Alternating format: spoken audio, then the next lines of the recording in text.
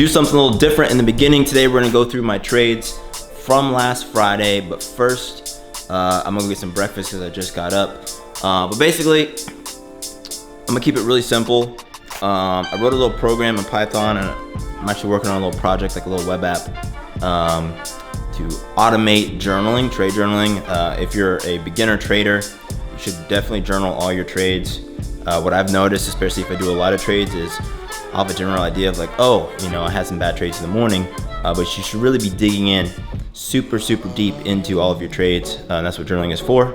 But writing each and every one of those down can be a pain in the ass. So wrote a little program to help with that. Basically, we'll do the P&L per symbol, and then I can put in my notes after that. It does all the timestamps and stuff like that. But I'm gonna get some food, and then I will see you at my desk. I haven't shown you guys my car on this channel. It's all over my Instagram if you follow me there. But I'll give you a quick little walk around to the whip. I'm about to get my burrito in.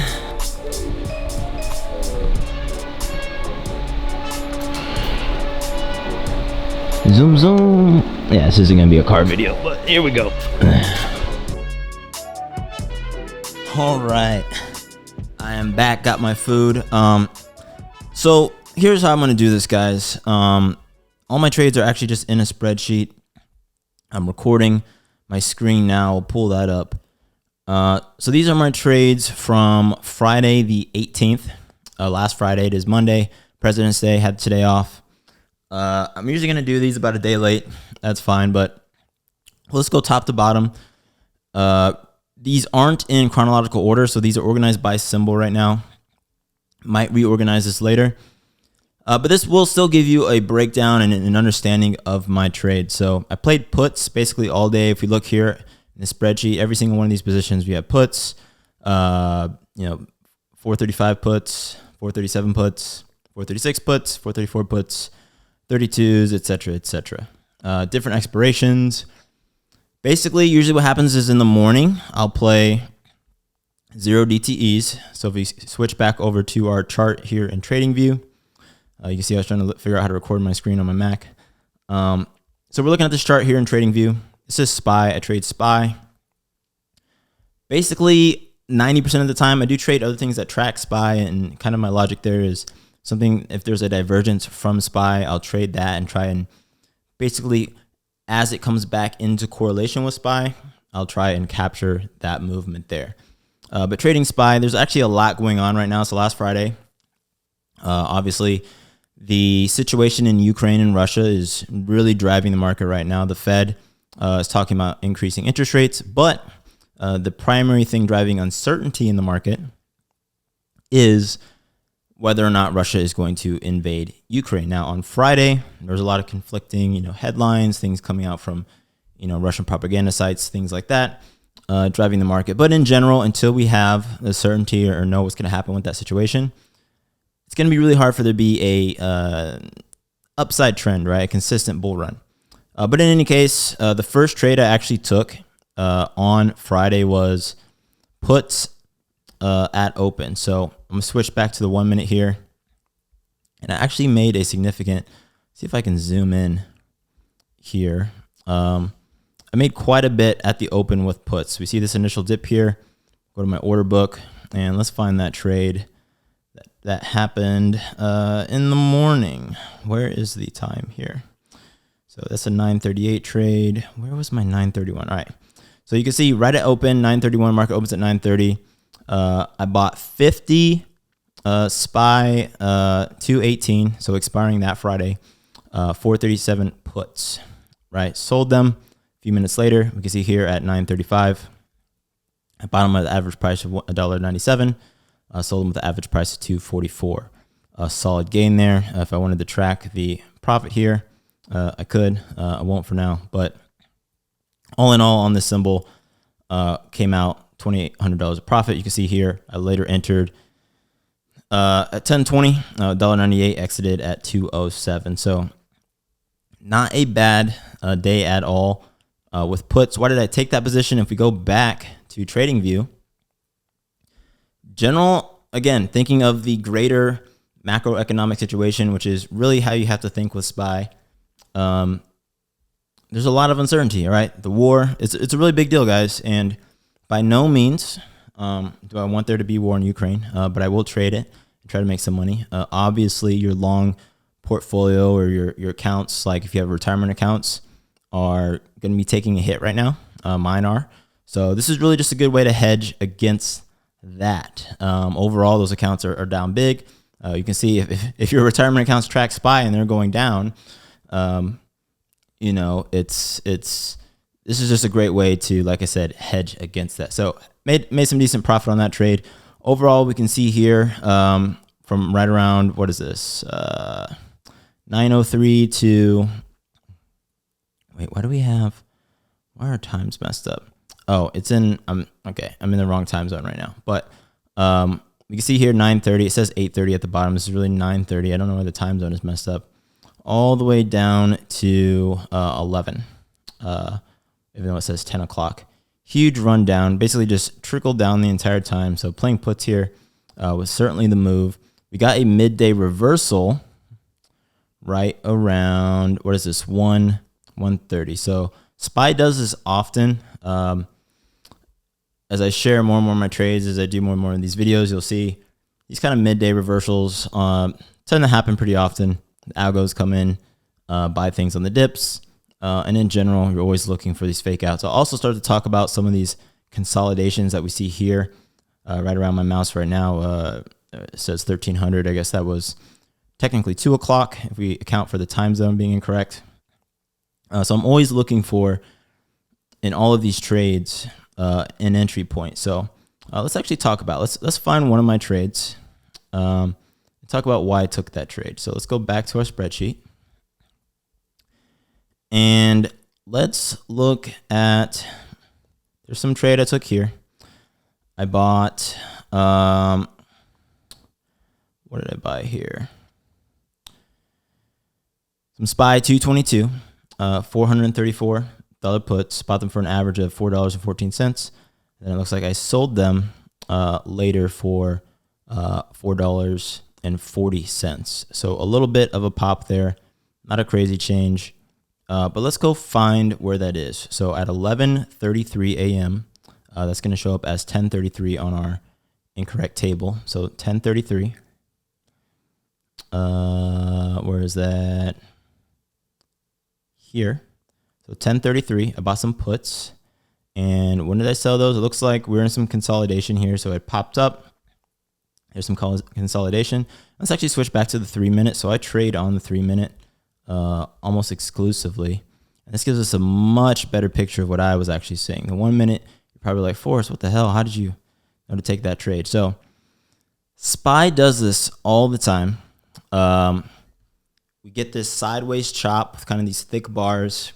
And I call them thick by the wicks are kind of small, so they're not wicking. There's not huge top wicks. There's not huge bottom wicks. That's what I mean by the bars are thick, right? So they're not extended.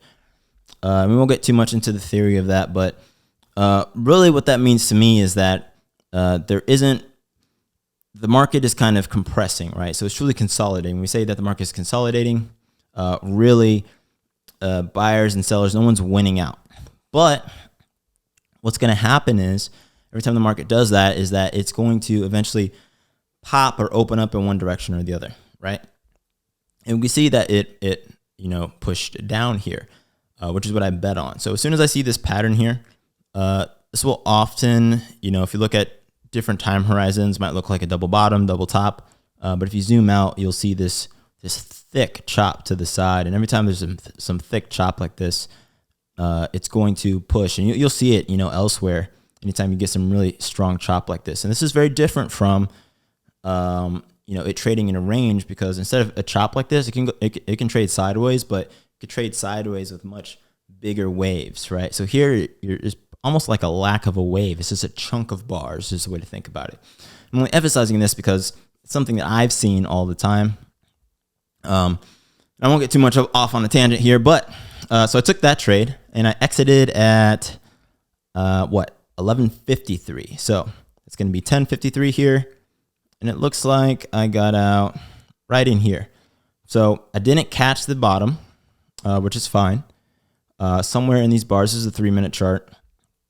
I'll go to the 1 minute chart here. Yeah. What did I do? I selected the wrong time range. 1 minute. I selected seconds. Come on now, SPY. Hold on.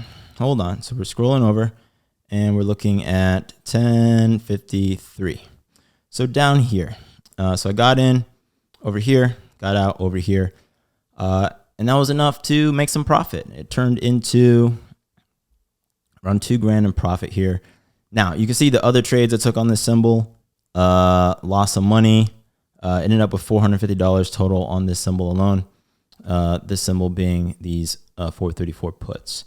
So I took a lot of trades this day. If we look here, a lot more than I should have, way more than I typically do. You also see this one that I took here. I took that just kind of, I like to put my money in the game to see how the market's going to move. If I think it's going to move one way or another, but I don't have high conviction, I'll just take a one just to see it move and see if I was right or not. It's easier for me to just easily track the percentage change than to have to actually watch the market itself. I can just glance at my portfolio and see like, oh, okay, I was right on that. So that's why I took that there. So overall, had a good Friday. Came out $4,947 positive. My weekly goal right now as a day trader, can only do this part-time because I do still work, is $10K a week, which is pretty ambitious based off of what I've seen in other traders and where people start. But, you know, one of the things that's different about me, I think from people who are net new to trading, is I do have some financial background. I've been trading in general for a long time. I've understand options for a very long time.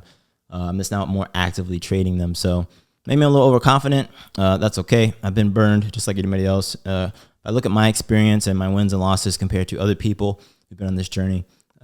Very, very similar. So the most important thing is to not run out of money, right size your positions correctly. Right now, I keep my trading account at around $50,000. Then I take out my profits and put them into another account and use those funds for longer positions, swing trades, and things like that. That's my strategy. I do that because in the past, when I let my account grow too much, start to YOLO trades, you lose large sums of money. I've had 6-figure losses already. I know it sounds crazy to lose that much money at once. I never thought that I would be a person who could say he's lost 6-figure sums of money, actually multiple times. I've also made 6-figure sums of money multiple times, and I'll do it again this year. One of the things you learn when you're doing this is that by being a participant in the market every day, opportunities just pop up crazily. So my favorite thing about being a day trader is actually the swing trades. So I have my 10K weekly goal, but by always being present in the market, these opportunities pop up where you can make, you can double your portfolio and things like that. But it only happens by showing up. So day by day, try to just scalp, make a few bucks here and there, but then the swing trades pop up. But if you're not playing the game, if you're not present, those opportunities won't present themselves.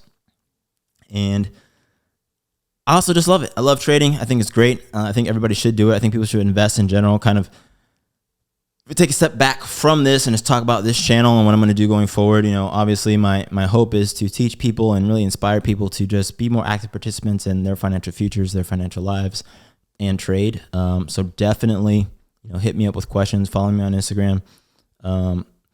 If you want to know more about my trades or you like this style of video, definitely let me know down in the comments. I appreciate it. There is one more thing I wanted to talk about though. So if you're a trader and you use Webull, you can see here I actually wrote, working on a little app. This is really just an Excel file reader and outputter right now. But I'm going to turn it into a web app.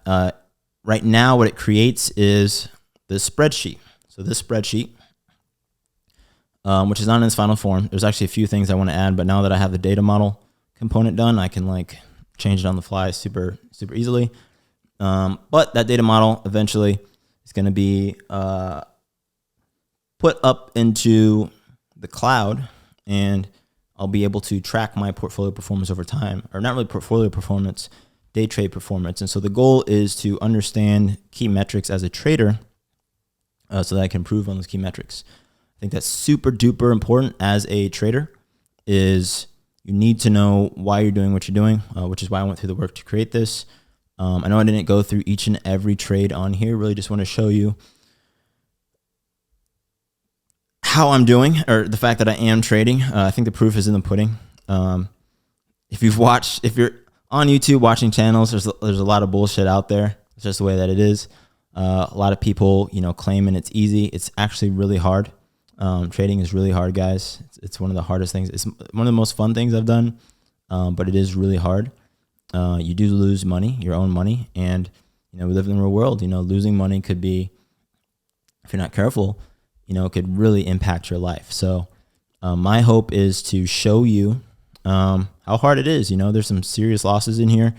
If we look at a trade that I took, this one here, I went in with $38,700 worth of capital, and I exited it for 36.4. So I was down 2K on this position. I remember this trade specifically. If we go over to, and it looks like I took this at 203, so that would be 103 here. It's going to be 13. Yeah, so it was this consolidation here. This consolidation in here, I took this trade thinking we were going to come down, and huge upswing here. I remember this specifically, but I thought we were going to continue to the downside, but that was my mistake because the market always has one of these reversals. So trading super duper hard. My goal is to be transparent, hopefully inspire other people to do it. It's totally doable. I still ended up the day profitable. And I'm just learning as I go. I've watched a ton of other people. I'm learning from people. I pay for other Discords. Do not be afraid to follow people who are good and learn from them, and give them credit for doing so. One of the people that I follow right now, or I guess a few of the people I follow right now, are Humble Trader, Options Millionaire, both great traders and really transparent and informative, in my opinion. So check out their content and channels. And there's tons of other trading groups that I'm in, people that I follow. So definitely collaborate with people. Do not just follow people's trades though. That's probably the easiest way to lose money. You'll get some wins and you'll feel like that's a viable strategy. But what you'll find is that anything that comes easily is lost easily. And so you really want to be able to always have your own mental filter and system, and hopefully rule set that you can turn into a trading strategy for yourself that makes sense to you. You always want to be able to trade on your own. If you can't trade on your own, ultimately you're not really a trader at that point. So I think that is it, guys, for this video. Check out my other video. I'm going to do another video just talking about how to make money on the whole war situation. I'm going to shoot that right after this one, so check that out as well. But my name is Forrest. I invest in stuff. You should too. Hit the subscribe button, hit the share button, send this to your friends. I like and appreciate each and every one of you. If you have questions, leave them down in the comments. Follow me on Instagram. You can always shoot me a DM. I will respond as soon as I can. I'm here to help and share all at the same time, and hopefully have a little fun along the way. Peace.